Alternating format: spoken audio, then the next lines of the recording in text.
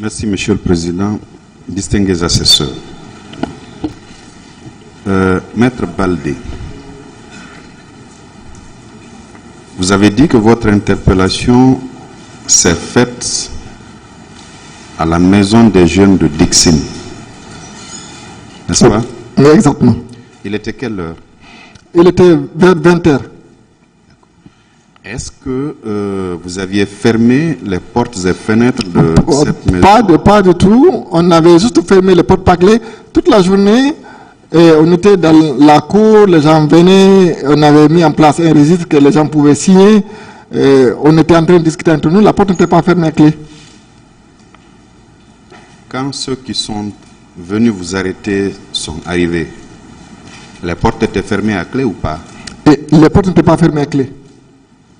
Mais ils ont défoncé les portes. Ils n'ont pas essayé d'ouvrir avec la serrure, ils ont défoncé les portes.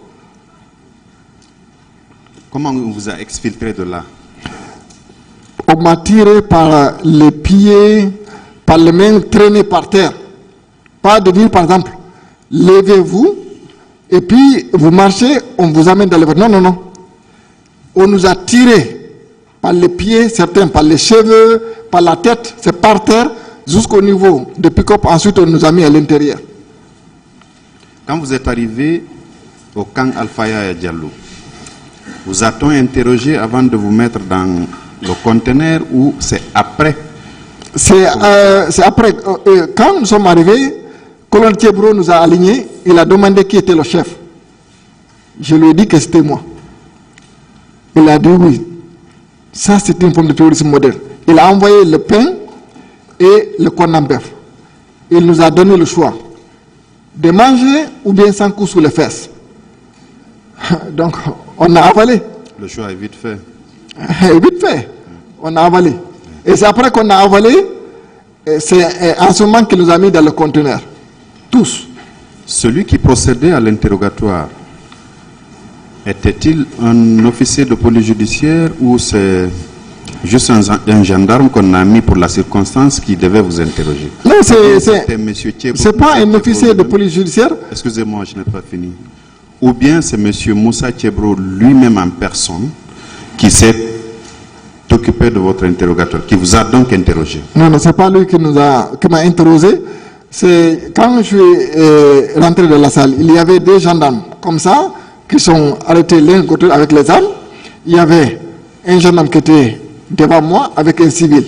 Donc c'est le gendarme et le civil qui m'interrogeaient. Votre interrogatoire a duré combien de temps? On m'a envoyé là-bas vers, je pense, je ne me rappelle pas l'heure exacte, mais je pense vers 21h comme ça, jusqu'à 2h du matin. Pendant votre interrogatoire,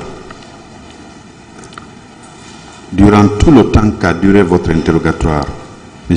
Moussa Thiebro Camara était-il rentré dans cette pièce? Non, non, il n'est pas rentré dans la salle. À votre avis, la grève de la faim, c'est une forme de revendication ou c'est un acte délictuel, criminel ou contraventionnel? Non, vous savez, quand on regarde l'histoire récente du monde, il y a deux groupes de personnes qui utilisent différents moyens pour arriver à leur fin. Il y a ceux-là qui sont contre la violence.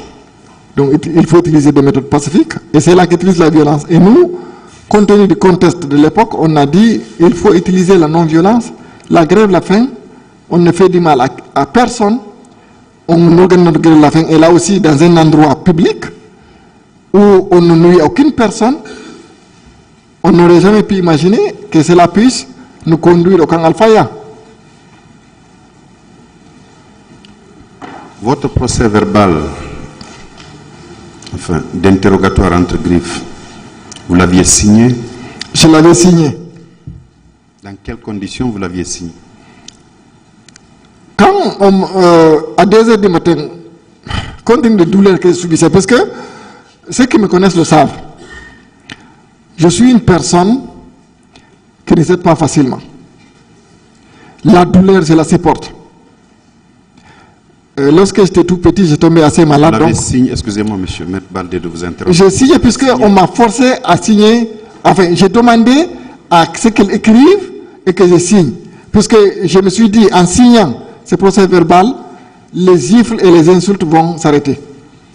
Pendant votre interrogatoire, on vous injuriait et puis on vous giflait également? En m'injurier, c'est des injures que je ne peux pas répéter devant ce tribunal. On vous giflait aussi? En même temps, chaque question, s'ils ne sont pas satisfaits, c'est paf, paf. Et puis la chaise tournait des fois. Et tirer la chaise encore.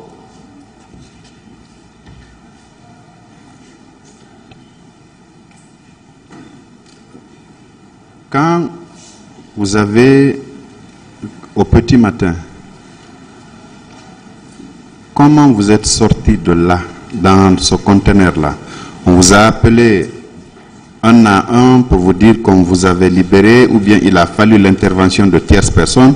Parce que quand vous faisiez votre récit tout à l'heure, j'ai cru entendre que les médias avaient relayé le fait que vous soyez au niveau de la maison des jeunes de Dixim où vous observiez une grève de la faim. On était à l'intérieur du conteneur. C'est lorsqu'il y a eu l'arrivée des colonels Diaby qui est là encore. Il est là, il peut témoigner. Et ensuite... Monsieur Abdullah Chérif Diaby? Exactement. Bien. Et il est venu avec M. Koutoubou Sano.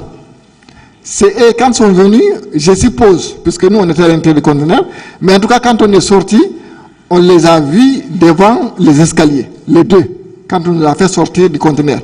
Et c'est là où M. Koutoubou Sano nous a informé qu'il a été envoyé par Capitaine Dadis Camara pour nous faire libérer, et il nous demande à ce qu'on arrête la grève de la faim et qu'une solution sera trouvée par rapport à nos revendications.